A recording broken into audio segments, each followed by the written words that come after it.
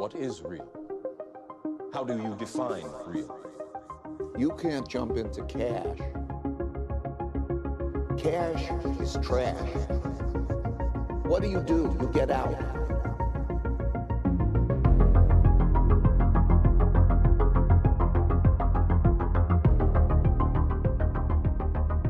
Samson Mow is the CEO of Pixelmatic, the creator of Infinite Fleet, the architect of the Bitcoin bonds, and the outgoing CSO of Blockstream. Samson is also the world-renowned inventor of the proof-of-hat consensus mechanism. Samson, welcome to the Bitcoin Matrix. How are you? Thanks, Cedric. It's great to be here, and I'm doing well. Yeah, it's great to meet you. This has been a long time in the works. I think we got in touch maybe last July or June or August, something like that. And you know, it seems like, I mean, I kind of think of Blockstream as sort of like the A team of Bitcoin. It seems like it's a little mysterious. There's a lot of different skill sets and a lot going on. And you've seemed to have a really interesting career. I hesitate to even call it a career. It seems bigger than that, like a journey or an adventure. Maybe you could tell me a little bit about your background. Maybe what you were doing before Bitcoin, if there was any. Maybe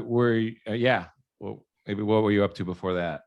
Sure. So by trade, I'm a game developer. I've been making games for quite some time. I'm actually still a game developer. So there's like a blurry line for between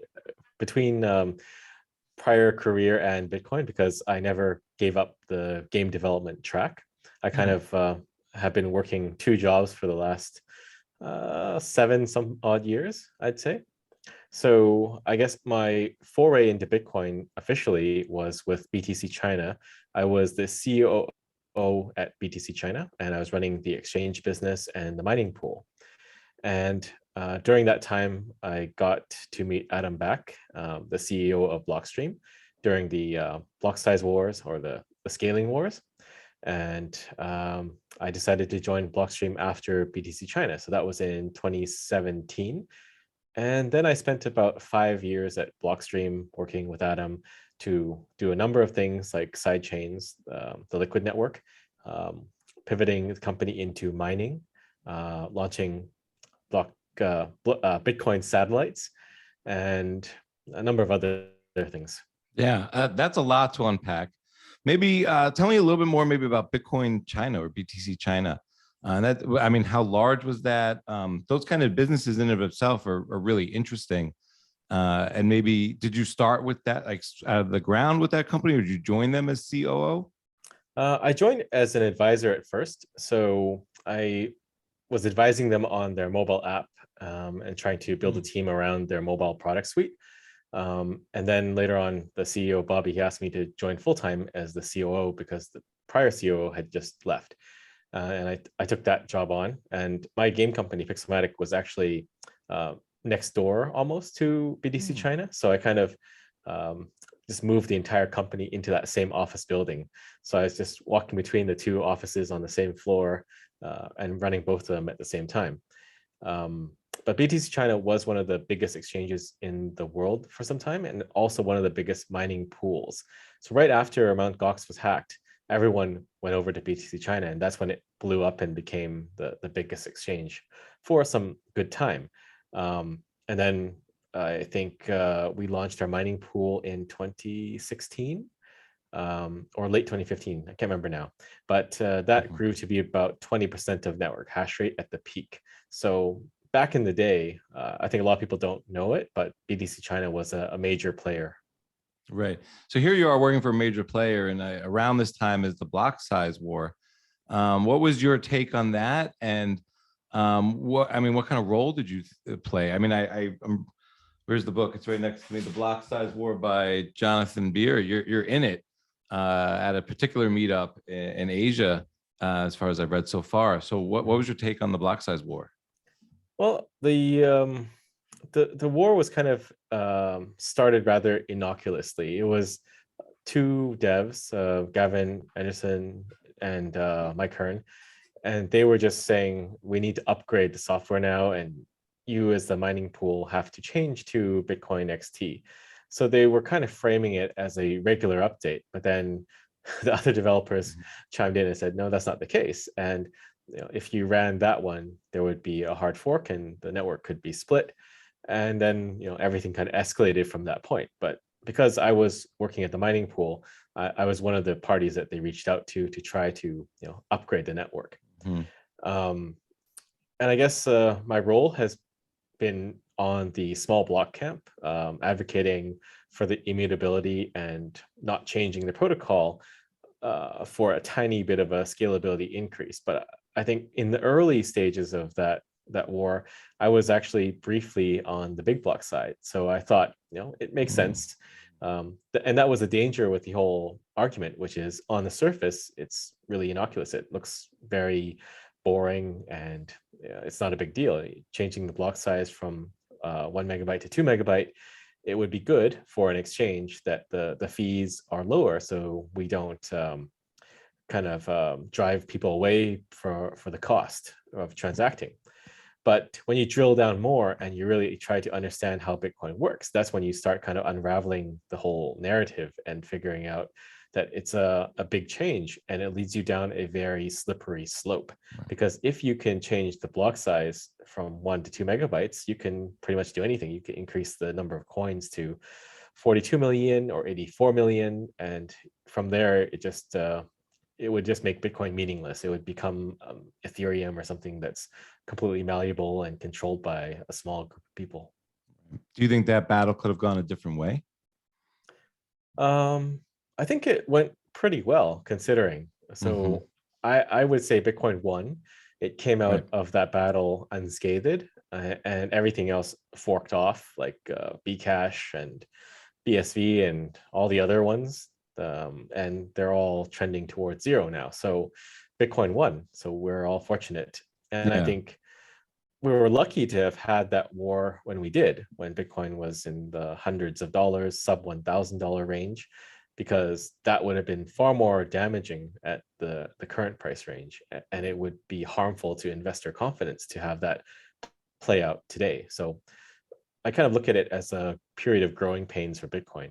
It was important that we went through that and we fought it out, and it kind of demonstrated that Bitcoin is unchangeable. And this is why you can invest in it, because it's not going to disappear and the rules are not going to shift under your legs. And I think Michael Saylor also pointed that out, that the war was the reason why he decided to invest, because he saw that nobody controls Bitcoin. It's the users that control Bitcoin, not the companies or the miners or anybody.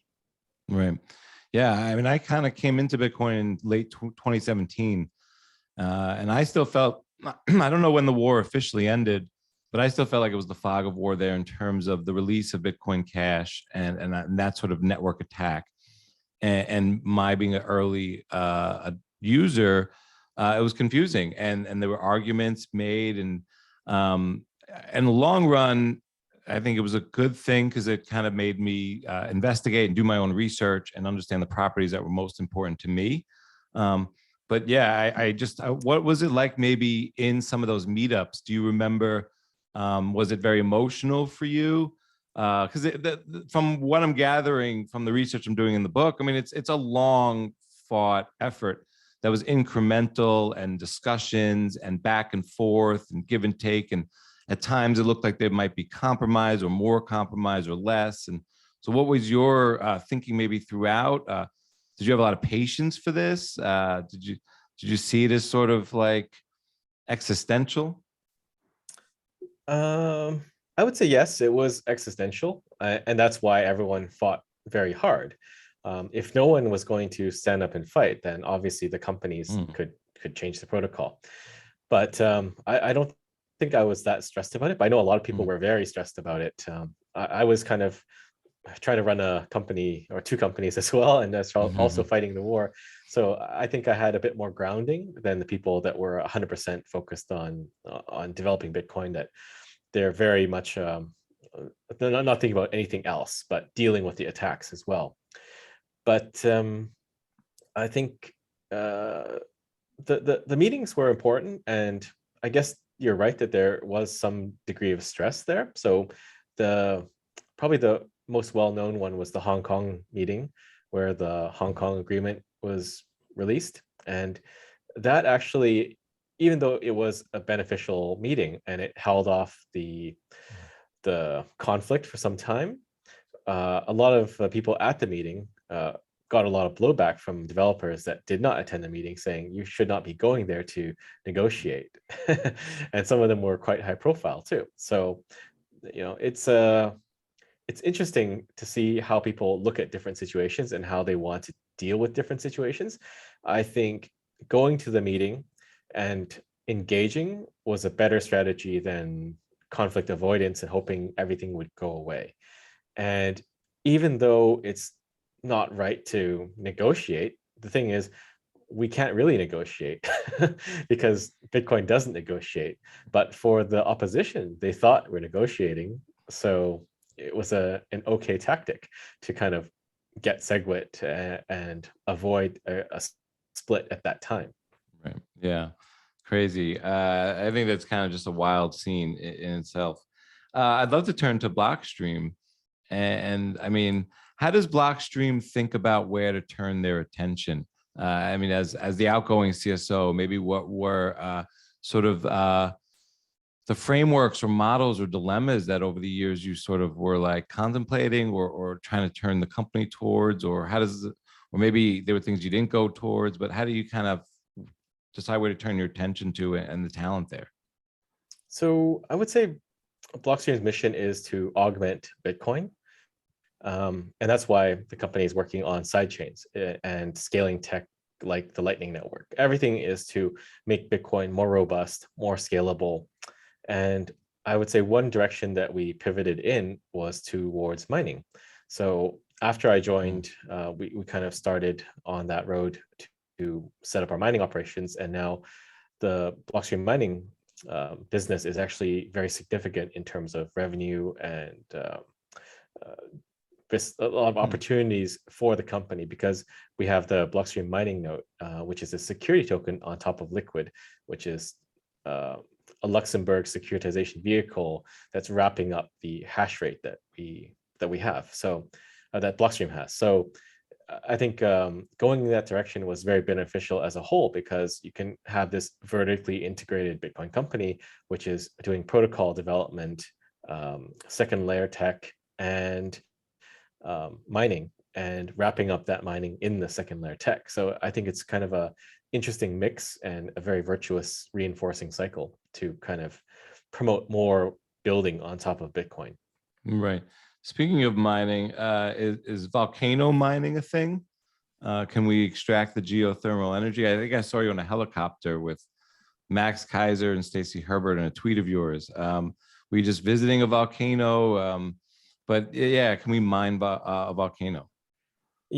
Well, volcanoes are really just geothermal energy, and you don't need a volcano technically in the vicinity to tap into geothermal reserves. But there also can be near volcanoes, so you can also have a volcano mine.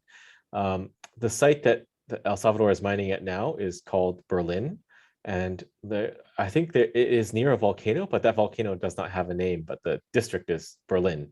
But they are mining with the geothermal for volcanic energy. So you can tap into a volcano and extract energy to get Bitcoin. So volcano mines are a thing. Right. And that helicopter was actually to take us over the future site of Bitcoin City.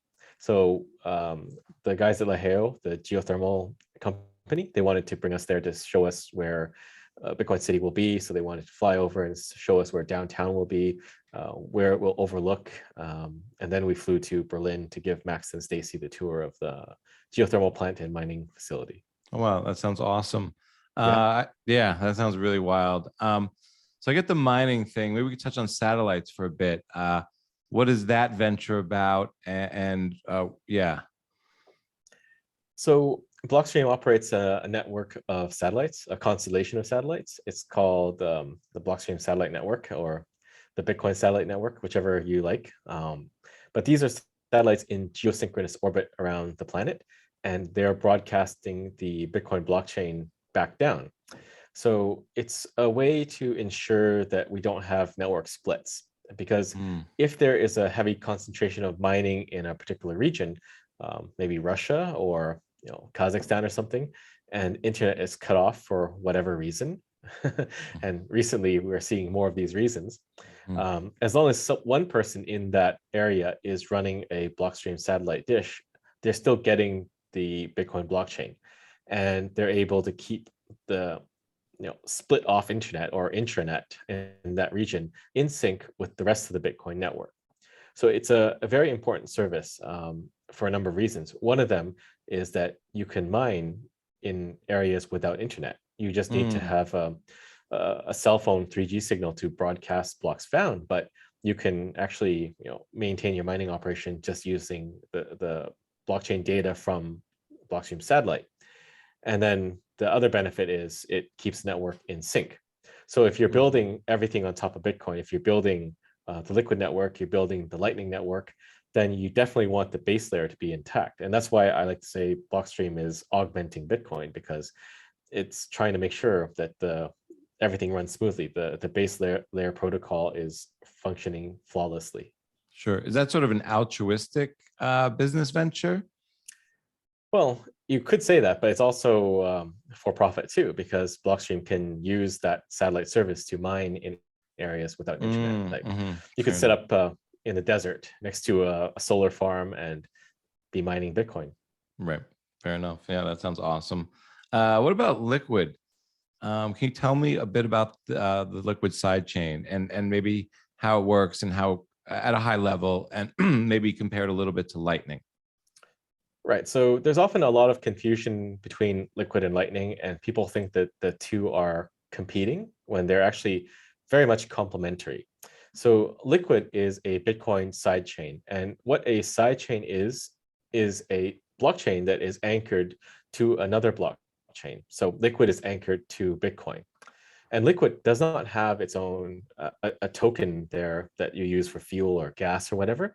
The fuel and the native currency of Liquid is still Bitcoin, very much like in Lightning. When you open a Lightning channel, you're using Bitcoin still.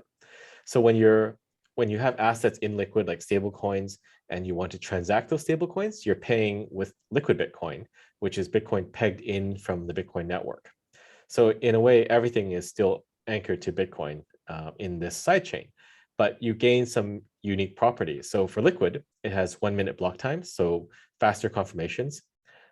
It's deterministic, so there is no possibility of a reorg past one block. So after 2 minutes, everything is settled permanently. You also have confidential transactions, which are people are starting to see the value of that these days, because you want that privacy and you want to be able to transact unimpeded. So I think Liquid does a lot of interesting things. It's I would say it's a base layer of a future financial system built on Bitcoin, because in Liquid you can do stable coins, you can do issued assets, game currencies, you can do NFTs, which some Bitcoiners might think is a dirty word, but really it's just a certificate of ownership. And then you can have securities too, or even Volcano bonds issued on this sidechain. And having all these different assets in there means that you can trade them all in a trust minimized fashion using atomic swaps. So if you construct a transaction for one Liquid Bitcoin, and what's the price right now? Like 38,000 something USDT, you can just do that swap atomically. So there's no counterparty risk. I'm not sending you the Bitcoin first. You're not sending me the stablecoin first. We just have that instant trustless swap. And I think that's a benefit that people haven't really wrapped their heads around yet, but it's a big benefit to be able to trade with someone that you don't necessarily trust. Right. And with that, I guess atomic swap, I guess you can get confidential settlement between two different tokens. Yeah. Yes. So when I make a Liquid transaction, if I send you something in Liquid, someone looking at the blockchain can't tell if I sent you Liquid Bitcoin or a stable coin or an NFT or a game token or a Volcano bond. So it offers a great deal of privacy. And between the two parties transacting, they can unblind that transaction if they need to prove something. So let's say if you're doing something on HODL HODL where you're lending, right? And there's some contested trade there where the other guy says you didn't you didn't fulfill your part, then you can unblind that transaction to HODL HODL, and they can arbitrate on that dispute. So it's kind of the best of both worlds. You can unblind to show what happened, but to everyone else looking in, everything is private and nobody knows what anyone else is doing. Yeah, I mean, it seems like the functionality and utility of this sidechain are not being talked about enough. I noticed Heavily Armed Clown even noted that on Twitter the other day. How is it? I mean, what's the governance like, or is it a federation? Yeah, it's a federation. So Liquid is about 60 some odd members now. And there's a subset of those members that are what we call functionaries, which are the guys that are running the 1U rack server that is generating blocks on the Liquid chain. So the block signers, they're just signing off on transactions. They have no way to censor a transaction. All they can do is stop signing, and that's it. And some Bitcoiners don't really like this model because they need to rely on the federation. But if the federation were to misbehave, you could technically replace all the block signers and just take the blockchain and spin up a new federation around that. So it's not like you're stuck forever, and you can always fire the block signers if they refuse to work. Sort of like back in the Blocksize War, we talked about firing the miners if they misbehave. It's similar in some ways. But there's another cool thing you can do with Liquid, which is spin up a Lightning network on top of a Liquid asset. So you could have a stablecoin, and if enough people have that stablecoin, you can actually transact it over a Lightning network in Liquid. So that's why I was saying earlier that they're very complementary. Lightning has some limitations, like sending large amounts of Bitcoin to someone else. Routing is still an issue for large amounts.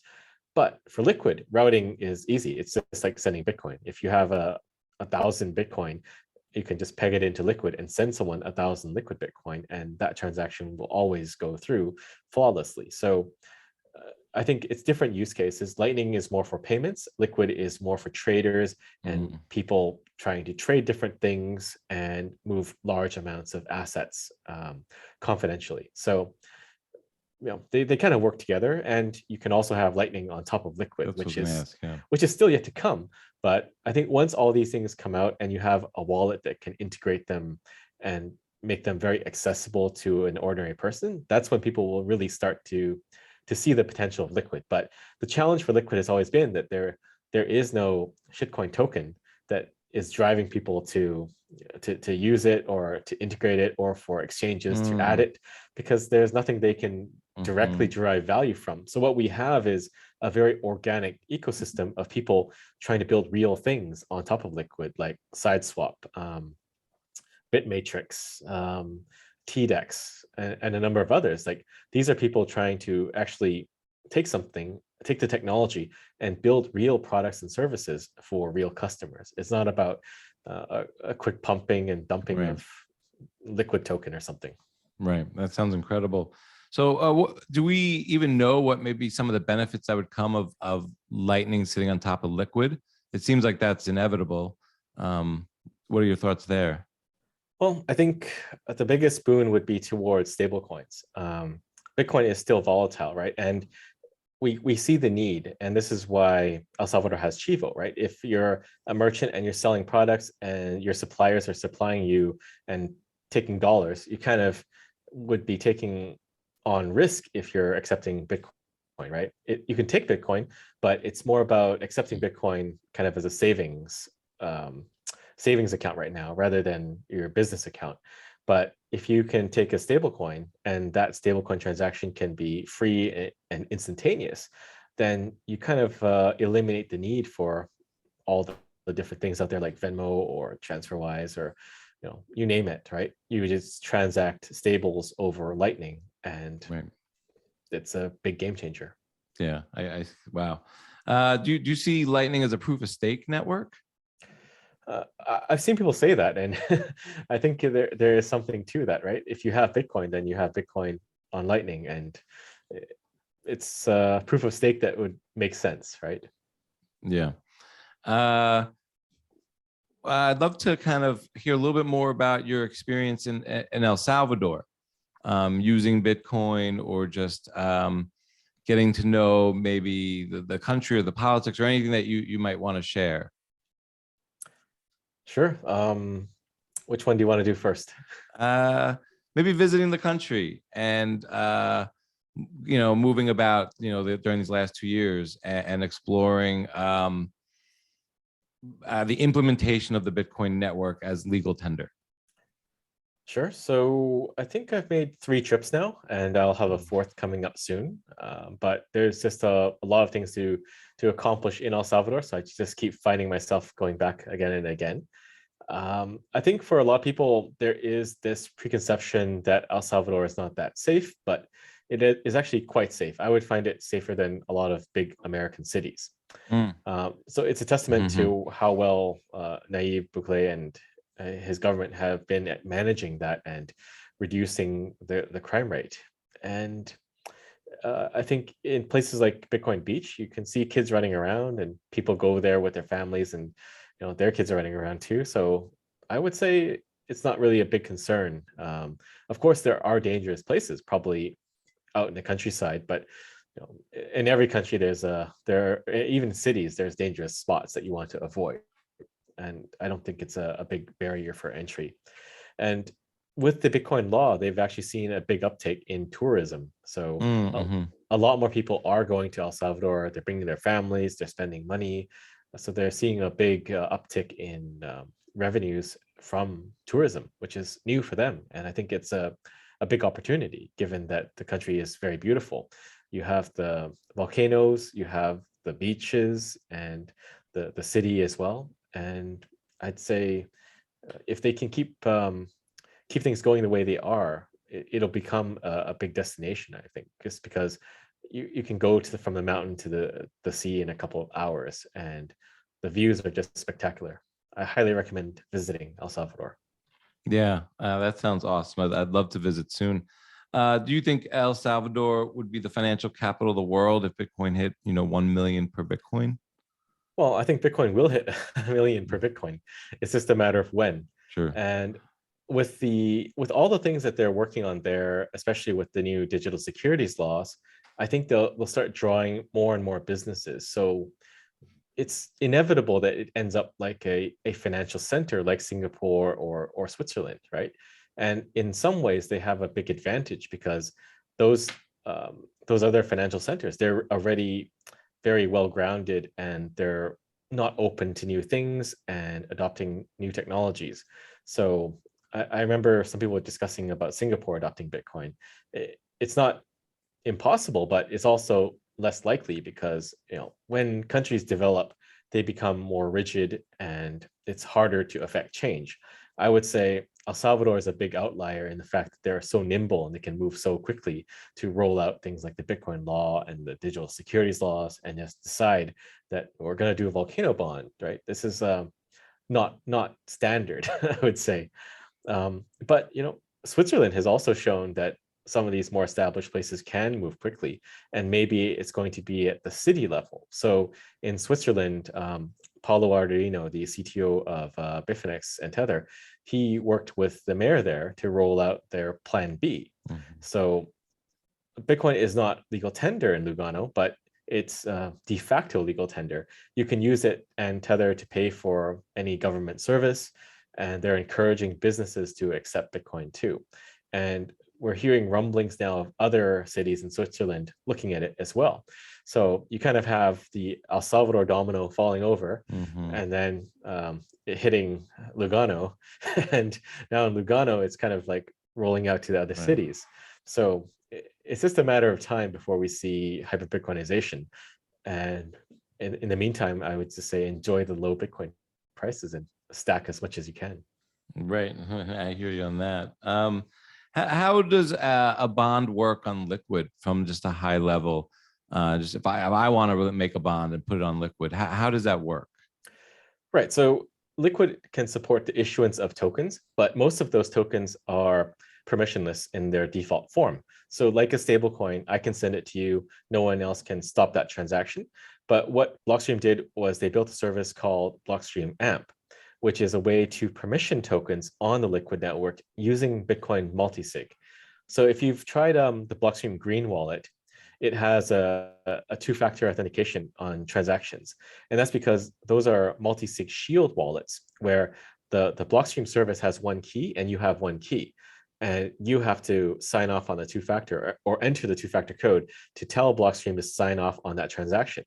And then it signs off and on the two signatures and the transaction will go through. But with Blockstream AMP, it's a similar model. So these tokens are also part of a 2 of 2 multisig, and there's a policy server, which updates with different criteria for investors like whitelisting or blacklisting. And if you're on the whitelist, then you can receive the bond. So what would happen is an exchange would go through and look at their users, or a service like Stoker, and they would add you to the whitelist. So if you and I are both on the whitelist, then we can transact that security token. So in a way, it's replicating some of the shitcoin smart contract functionality, where you have to pay to make a transaction on the shitcoin chain base layer to whitelist someone. And that doesn't really make a lot of sense because you're paying like $100. So I remember talking with Arnab early on when I was pushing them to adopt Liquid and adopt Blockstream AMP. And he was saying, we're spending $100 to whitelist every user. So if an investor is investing $100, it's basically a wash. There's just nothing for anybody. So it makes more sense to do it with this policy server that is off chain, and enforcement is done on chain. But the rules and updating that, it's all free because it's a centralized database. Right.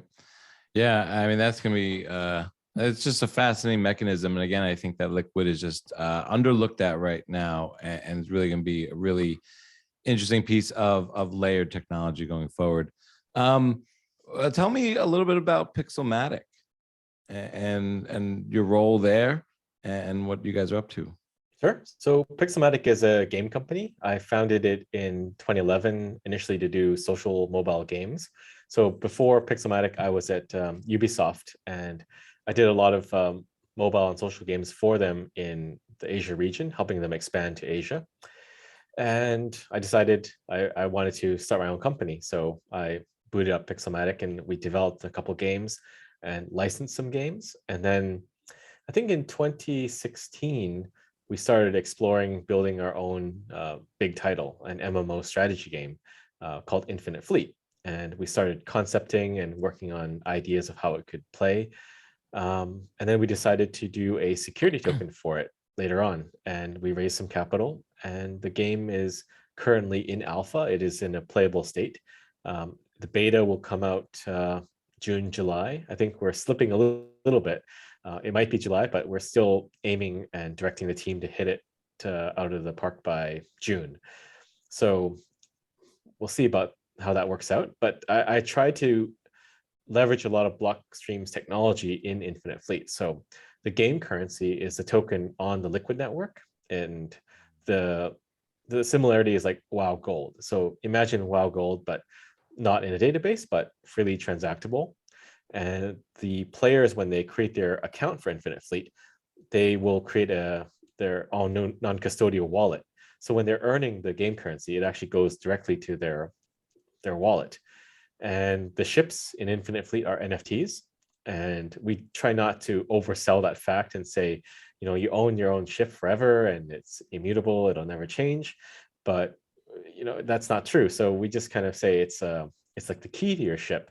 But again, going back to what we talked about earlier, having those two components on Liquid, the game currency and the ship, you can conduct those atomic swaps. So if you remember playing a lot of online games, you get scammed a lot. Someone will say, send me the gold first, I'll send you the armor later. So that's what we're trying to avoid, to construct a market where it's mostly peer-to-peer and people cannot have their accounts frozen and their assets frozen. And it is an NFT, but NFT is really just a token, and we don't represent that as anything more than that. The other important thing is the game currency. We're not selling that currency, so it's purely earned.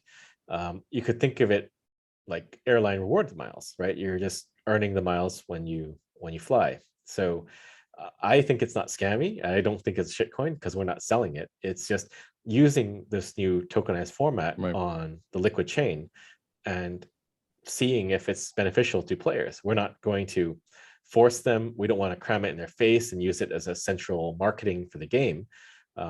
We don't even talk about the NFTs that much. So we're trying to really see and experiment to determine if there is a benefit to doing this for players. I think there is, because as a gamer myself, I've encountered a lot of problems with games and account freezing and scams and things like that. So we'll see how it plays out. But I would say it's still an experiment and a way to see if a lot of this tech that's being built by Blockstream has applications in other places. Yeah, I love it. What is MMO? What is the age range of the game?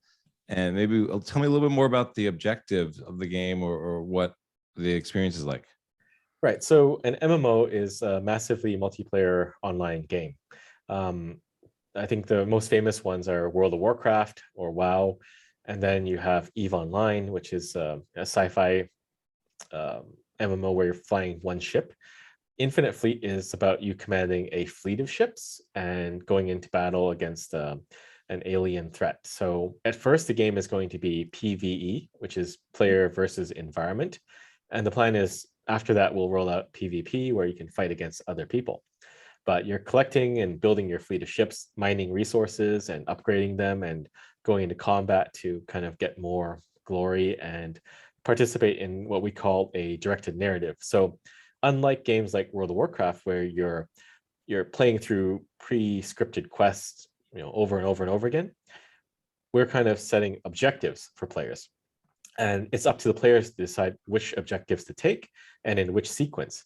But we'll be writing the story around the players themselves and letting them become a legend, effectively. So you'll be written into the story or the lore of the game, and the story will follow what the players are doing. So I think it's an approach that has not really been done before, and it's an area that we are actively trying to innovate in. Yeah.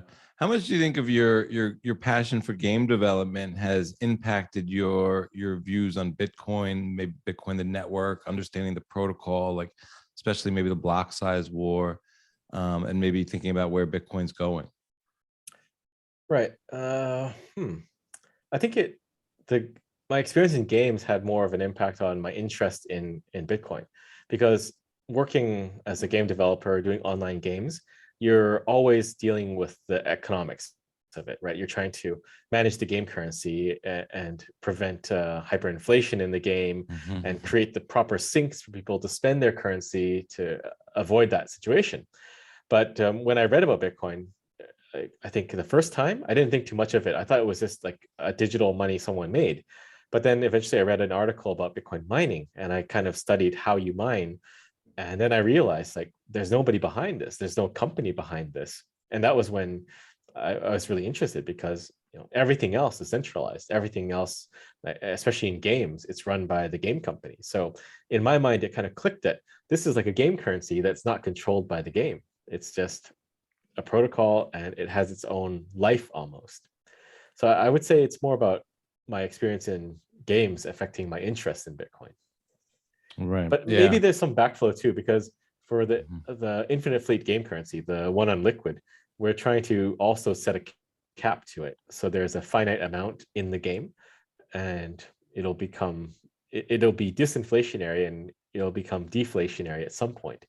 And that's kind of an experiment I want to see on my own, because most games, there is no limit. So what happens when you introduce a hard cap game currency into the game and you're not in control of it? So we'll see how it plays out, but I'm very interested to see where it goes and what the players do. Yeah, I love it. That sounds great. So why now? Why turn to nation state adoption? What about this moment in time as an inflection point, maybe? Well, I found my time was just being pulled more and more in this direction. So with everything that's happened in El Salvador, a lot more people have reached out and have started talking to me about how they could get a Bitcoin law in their country, or there's a number of different things that they could do, right? Not just Bitcoin law, but nation state Bitcoin mining. So I kind of decided that this is the opportune time to focus on that, because Blockstream is in a very good place. Blockstream finished their Series B round. It's well capitalized. It has a very strong mining operation. The products are in a good place, and I think if I don't pursue this nation state Bitcoin opportunity now, it just might pass, right? And I think if I did pursue it more or less full time, I can try to accelerate that hyper Bitcoinization curve and see if we can get there faster. So, I think it's the right time to do it. And I would have always been wondering about what things would have been like if I didn't do it. So I'd rather just go for it and see where it takes me. Yeah, I think it's just an interesting moment in time, in terms of what you just said, but also what's going on in the world, what we just saw in Canada. I mean, you made a tweet a few days ago, or weeks ago, about not your keys, not your coins, and how that's kind of real in Canada now, whether it's shit coins or not, or probably Bitcoin. If you don't have your own keys, definitely not yours. What was your reaction to that move in Canada? And yeah. Well, I don't think too highly of the Trudeau government or Trudeau himself. I think what he did was very cowardly, freezing the accounts and going after people's livelihood just because of a protest. And they're trying to frame it as a violent protest too. And it just, everything that's happening is really unbelievable. Like, there's just such a big disconnect from the reality of the protest and how it's portrayed and how they're talking about it. But it does serve a purpose in which it illustrates that not your cash, not your Canadian dollars, right? If you're relying on the rule of law, the rule of law can change, and that, I think, is a lesson that a lot of Canadians took home. I don't know if it's being understood in other countries, but here, like in Canada, there is a shortage of $100 right now. If you go to some of the banks and you try to take out $1,000, you say, I want hundreds. They don't have hundreds. So I think something is happening, at least in Canada, where people are understanding you cannot depend on the banks and depend on the goodwill of the government, because that can change very rapidly. And the danger with these things is when they try to go into witch hunt mode, right? They're trying to find people that were associated with the protests, and they're going not to the first order, but the second order, like your relatives or your family, and freezing their accounts, right? And then you just have collateral damage. So the lessons are clear in Canada. You need to have cash, or even better, have Bitcoin. But now we're seeing the same thing play out in a different fashion, but the same story, which is trying to deplatform Russians, right? I think if there is a wealthy Russian that is supporting Putin directly in the backing him for the conflict, it makes sense to sanction those individuals, because as very wealthy individuals, they'll come out of this fine, right? They're not going to starve. But where it goes too far, I think, is when people want to feel like they're helping out. So they want to deplatform Russians and cut them off from their bank accounts, or cut them off from a number of different things.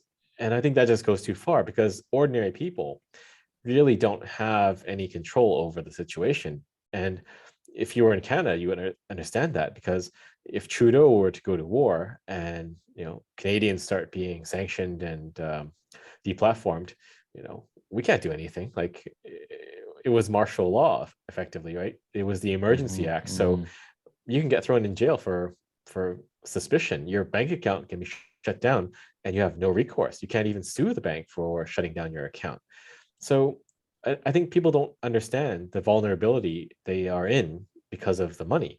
And hopefully people can start to understand that. But there is a big problem in the world, and it's a cliche, but Bitcoin fixes this.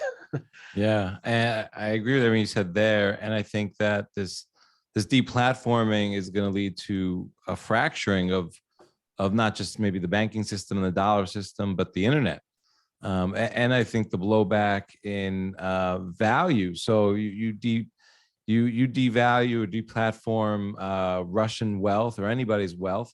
well, they're not going to pay back those loans, and maybe those loans are lent out in Western countries, and so their balance sheet's not going to be as strong. There's going to be tremendous blowback, I think, in bonds, real estate, supply chains, from all these things. And yeah, like what you were getting at is the everyday people are going to get hurt, not the people who are making these decisions. And yeah, I don't really, not getting into the Russian-Ukraine thing specifically, unless you have more to add anecdotally there. And I appreciate what you add, but I'm kind of curious more about like Bitcoin and just energy independence in general. Because I think Russia and Ukraine, the reason I brought it up, but like not specifically, but yeah, like it demonstrates that energy independence is going to be key. But how does Bitcoin play into that as well? Well, let me think. So if a nation state is adopting Bitcoin, I think one of the best things they can do is to mine Bitcoin. And if they want to be mining Bitcoin, then they want to have their own energy production capabilities. And in theory, the Bitcoin mining should incentivize more capacity being built out. And the net effect of that, or the second order benefit of that, is that in times of crisis, they'll have energy to fall back on. They can mine less Bitcoin and they can still heat their homes. What you're seeing a lot of in Europe is reliance on Russia. And even though a lot of the European nations want to do something, they can't, because if they stop taking Russian fossil fuels, gas and coal, they're going to freeze, right? And they're in this tenuous situation because of well-meaning idiots that have been shutting down their nuclear plants, right? It's just there's so many parallels to the dumb things that people do in general and the dumb things people say about Bitcoin. Like Bitcoin is taking too much energy. Well, energy is abundant, right? And it's the same thing. Like they're shutting down nuclear plants because they think it's not green, but it's also not green when you're taking Russian oil and coal, right? But that's what you're going to need to do if you don't have enough energy to meet the needs of the population. So I think the long and the short of it is Bitcoin will incentivize more energy production. And the benefit will be that they will be more sovereign because they have their own energy capabilities, energy production capabilities, and they won't be as reliant on another nation state. Yeah. Yeah, it's really important. And I think as these times are demonstrating. What about touching a little bit on the Blocksize War again? What was the proof of hat mechanism? So that was just making hats that people could take pictures of themselves wearing and show which side they're on. And I think it was an effective way, because talking about something is one way, but having mostly an online community, people can at least show a picture of themselves with something physical that represents what they're thinking about, right? So I think it was just a way for people to express what they're thinking and their beliefs, and it was a useful mechanism. I think people would say, I'm for small blocks, and here's a picture with a UASF hat or a No2X hat. Awesome. And what is the meaning behind your Twitter moniker? Excellion. Yeah. It's just actually my game handle from playing Lineage 2. So the server I was playing on was called Leona, and I'm pretty good with using Excel spreadsheets, so I just made it up with those two words. Awesome. And my final question for you is: Are you going to run for this mayor of Bitcoin City? Definitely. First, we need to build the city, and then I will run for mayor of the city. Fair enough. This has been so dope, Samson. I really appreciate it. I'm really excited for your new adventure or the new step in your journey. I marvel at the things you've kind of been a part of, and I really do think that Liquid is unleashing so much here, and just the things that we've touched on can go in so many directions that I do think are kind of underappreciated or mocked in maybe the shitcoin world, but have real meaning and purpose, or at least should be explored more, built on Bitcoin. And I think Liquid, is not is very, I think, also confused a lot with Lightning, and people think of it as interchangeable or just one or the other. But yeah, so I'm really excited for that as well. I know you're still gonna be a Blockstream spy, so that's pretty cool. I really appreciate it. I'll leave it to you for any parting words, and definitely let people know where they can find you and your work. Sure. Thank you for having me on again, Cedric. My Twitter is at Excelion, and that's usually where I am. I'm also on like Facebook and other stuff, but I don't think we want to connect there. And yeah, I think a lot of people are interested in nation-state adoption. So if you want to help, start trying to orange pill your politicians and see if you can get any inroads there. And you never know what's going to happen. A lot of it is really about education and explaining things, because we are, like, everyone listening to this podcast is probably very early and at a very advanced stage of understanding Bitcoin relative to normal people. So it's kind of your job to go and spread the word and tell them about what Bitcoin is about, and think of ways that you could incorporate Bitcoin into your city or your state. Yeah, man. Thank you so much. This has been so awesome. Thank you.